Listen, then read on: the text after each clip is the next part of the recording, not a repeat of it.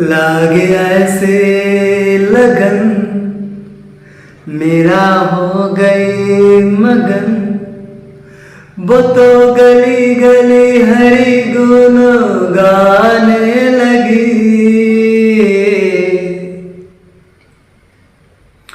लागे ऐसे लगन मेरा हो गई मगन, वो तो गली गली हरि गुण गाने लगी।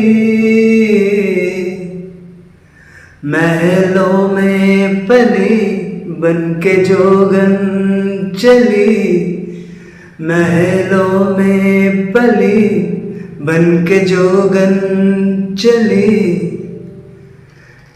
मेरा रानी दीवानी कहाने लगे। लागे ऐसे लगन मेरा हो गई मगन, वो तो गली गली हरि गुण गाने लगी।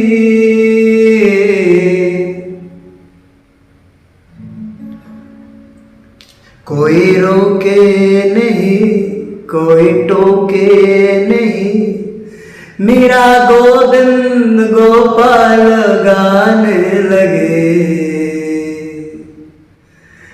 बैठे भक्तों के संग रंगी मोहन के रंग, बैठे संतों के संग रंगी मोहन के रंग। मेरा प्रेमी प्रीतम को मनाने लगे।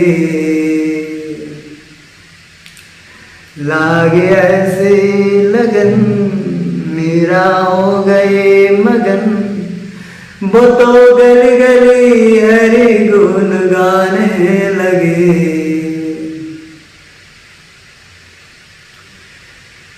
राना ने विष दिया मानो अमृत पिया, राना ने विष दिया मानो अमृत पिया। मेरा सागर में शरबत समाने लगे। लाखों दुखों सहे मुख से गोविंद कहे, मेरा गोविंद गोपाल गाने लगे।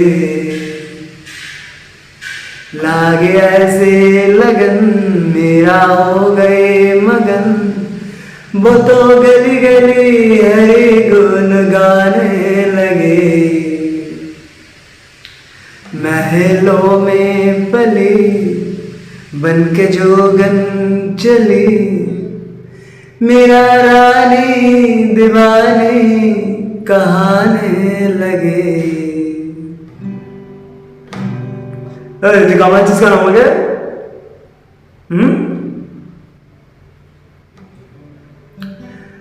আচ্ছা বলতো মীরা রানী কে ছিল? শোন আগে তোর সাথে গল্প করব। মীরা ছিল একটা রাজার কন্যা। তার ঘরে মানে তার বাবার ঘরে বিভিন্ন সাধুরা আসতো, সেবা নিত, আবার চলে যেত। এরকমই একদিন তাদের ঘরে এক সাধু এসেছিল। তার কাছে একটা গোবিন্দর মূর্তি ছিল। তো মীরার যে দিদা ছিল তিনি সেই সাধুকে যথাযোগ্য আপ্যায়ন করেন। যাওয়ার সময় সাধু মীরার দিদাকে বলেছিলেন যে আপনি যেভাবে আপ্যায়ন করেছেন তাতে আমি খুব খুশি হয়েছি, তো আপনি কি বর চান বলুন, আমি সেই বর দেব। মীরার দিদা তো চুপ ছিলেন লজ্জায়, কিন্তু মীরা হট করে বলে বসল যে সাধু মহারাজজি, আপনার কাছে যে কৃষ্ণ মূর্তিটা আছে ওটা আমাকে দিন। সাধু মহারাজজির কাছে যে কৃষ্ণ মূর্তিটা ছিল সেটা ওই সাধু মহারাজকে তার গুরুদেব দিয়েছিলেন। আর তিনি সেই মূর্তিকে রোজ পুজোও করতেন। তিনি বললেন যে, সোনা, এই মূর্তি তো আমি তোমাকে দিতে পারবো না, এটা তো আমার গুরুদেব আমাকে দিয়েছেন, আর ইনি আমার আরাধ্য দেবতা। তখন মীরা তো কান্নাকাটি শুরু করে দিয়েছিল, কারণ মীরা তখন অনেক বাচ্চা ছিল।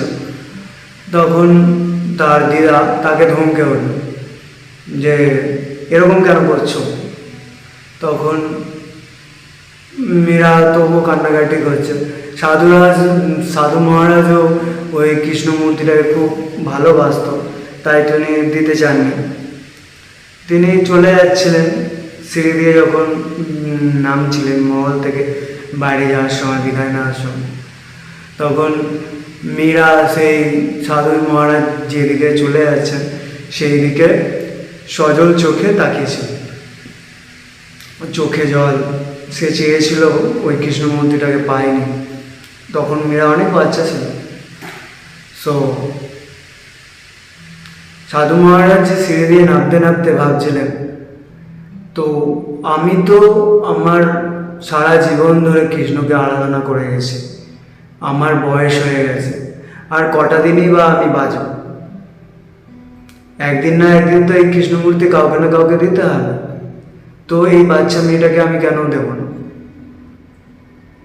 তিনি এরকম ভাবলেন এবং সেই কৃষ্ণ মূর্তিটা মীরা যেখান থেকে দেখতে পাচ্ছে এরকম একটা জায়গায় রেখে উনি চলে গেলেন।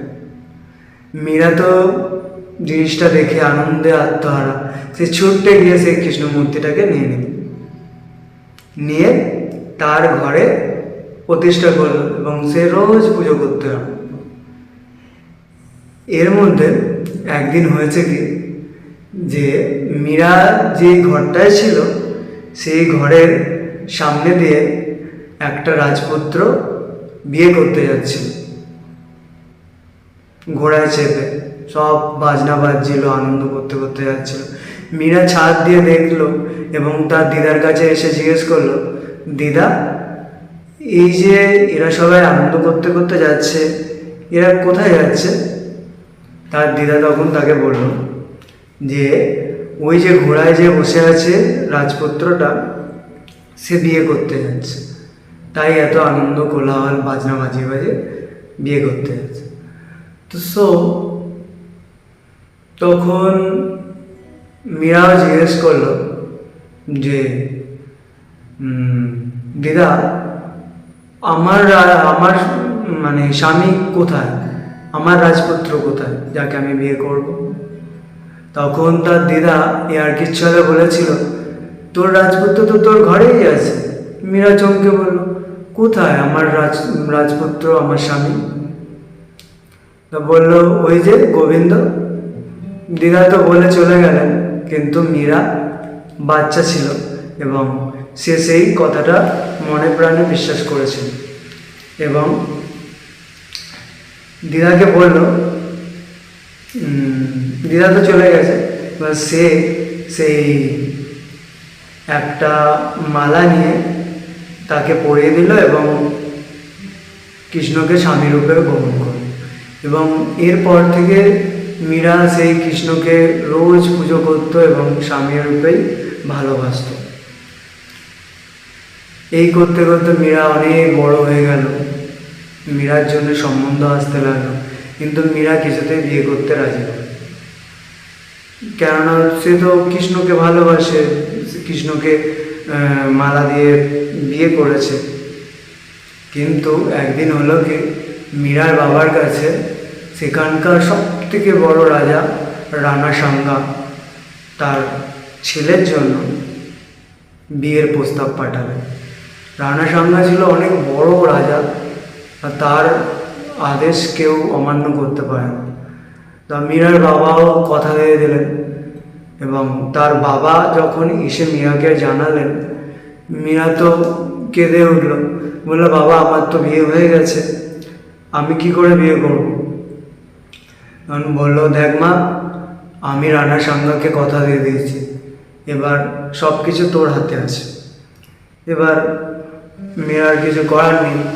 যেমন আজকালকার মেয়েরা কাউকে ভালোবাসে কিন্তু ফ্যামিলির চাপে অন্য কাউকে বিয়ে করতে বাধ্য হয়। সেই রকম সেই যুগে তো আরও অনেক কঠোর ছিল, বাবার গুরুজনদের কথা শুনতেই হতো। বাচ্চা মেয়েরা নিরুপায়, তার বাবা যা বলেছে তাই করতেই হবে। এবার হয়েছে কি, রানার বিয়ে হয়ে গেছে, সেই মীরাকে বিয়ে দেওয়া হলো রানা সাঙ্গার ছেলের সাথে। কিন্তু মীরা তার স্বামীকে বলল যে এরকম আমার বিয়ে হয়ে গেছে কৃষ্ণের সাথে এবং আমি তাকেই ভালোবাসি। এই কথা শুনে রানা সাঙ্গার ছেলে তো হো হো করে হেসে উঠল, কারণ তিনি ভাবলেন যে মীরা এখনো বাচ্চা আছে, সে খেলার ছলে বিয়ে করেছে এবং সে সেটাই বলেছে। আর তিনি ভাবলেন এই বাচ্চা মেয়েটাকে আরও কিছুদিন সময় দেওয়া যায়। কিন্তু হলো এর বিপরীত। মীরা যতই বড় হতে আরম্ভ করলো রানা সাঙ্গার বাড়িতে, ততই মীরা কৃষ্ণ প্রেমে বিভোর হয়ে গেল। কৃষ্ণের গান লিখতে আরম্ভ করলো, ভজন গাইতে আরম্ভ করলো, কৃষ্ণ প্রেমেই সারাদিন মত্ত ছিল। আর রানা সাঙ্গার যে মহল ছিল তার কাছেই একটা কৃষ্ণ মন্দির ছিল, সেখানে বিভিন্ন সাধুরা এসে নাম কীর্তন করত এবং মীরাও সেখানে গিয়ে নাম কীর্তন করত। আকবর একদিন এই ঘটনা জানতে পারে যে মীরা কৃষ্ণকে এত ভালোবাসে, গান করে, ভজন করে। তো আকবর একটা চিঠি সেই মন্দিরের যে পুরোহিত তাকে পাঠিয়েছিলেন মীরার প্রশংসা করে। এদিকে রানা সাঙ্গার যে ছেলে ছিল তার যে বোন ছিল, মানে রানা সাঙ্গার মেয়ে, সে মীরাকে হিংসা করত, কারণ মীরা রূপে গুণে অসাধারণ ছিল এবং মীরাকে সবাই ভালোবাসত। তা মীরার ননদ তার ভাইকে মীরার সম্বন্ধে কান ভাঙানোর চেষ্টা করতো, যেটা ন্যাচারাল হয় আর কি। তা কিন্তু মীরার বর সেটা কিছুতেই কানে তুলতো না, তিনিও হাসির ছলে উড়িয়ে দিতেন। এই যে আকবর চিঠি পাঠিয়েছিল মন্দিরের পুরোহিতকে, সেটা সবাই ইনিয়ে বিনিয়ে বলেছিল যে মীরার কাছে চিঠি পাঠিয়েছিল। আর তখনকার রাজপুত রানারা আকবরকে ঘেন্না করত এবং তার উপর খুব রাগ ছিল। সো রানা সাঙ্গা এই খবর পেয়ে খুবই রেগে গিয়েছিলেন এবং তাকে রাজদ্রোহী বলে ঘোষণা করেছিলেন এবং তার মীরার যে স্বামী ছিল, মানে অর্থাৎ রানা সাঙ্গার ছেলে, তাকে বলেছিল যে রানা সাঙ্গার যে কুলের যে দেবী ছিল সেটা ছিল দুর্গা। তিনি রানা সাঙ্গা আদেশ করেছিলেন যে তিনি মীরা যেন এই কৃষ্ণ ভজন, কৃষ্ণ প্রেম এগুলো বাদ দিয়ে দুর্গার ভজন করে, দুর্গাকে পুজো করে। কিন্তু মীরা তো খুব কৃষ্ণকে ভালোবাসত, তা কৃষ্ণকে কখনোই ছাড়তে চায়। রানা সাঙ্গা জোর করে তাকে কারাগারে বন্দি করে, যতই হোক পুত্রবধূ, কিন্তু সে দেশদ্রোহী হিসাবে রানা সাঙ্গার কাছে পরিচয় হয়ে যায়। তো একদিন বিচারে এরকম সিদ্ধান্ত নেওয়া হয় যে মীরা হয় দুর্গা পুজো করবে, না হলে বিষ খেয়ে তাকে জীবন ত্যাগ করতে হবে। কারণ সবাই ওই চিঠিটা পাঠানোর ফলে সবাই ভেবেছিল হয়তো মীরা দেশদ্রোহী।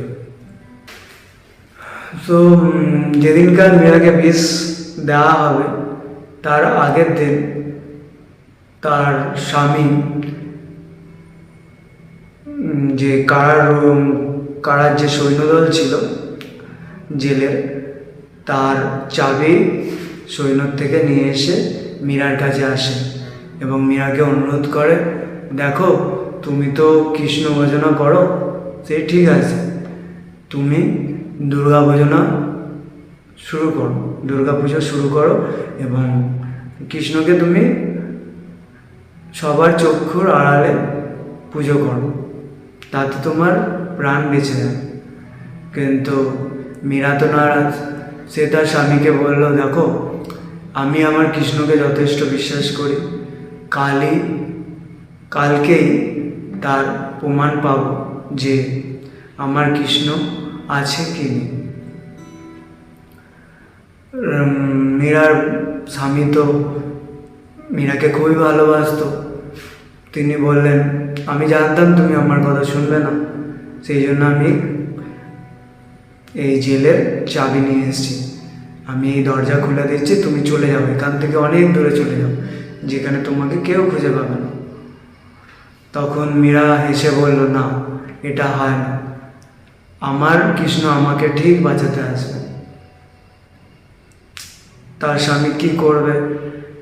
এখন যদি ধরা পড়ে যায় দুজনে একসাথে, তবে সেও দেশদ্রোহী হিসাবে প্রমাণিত হবে।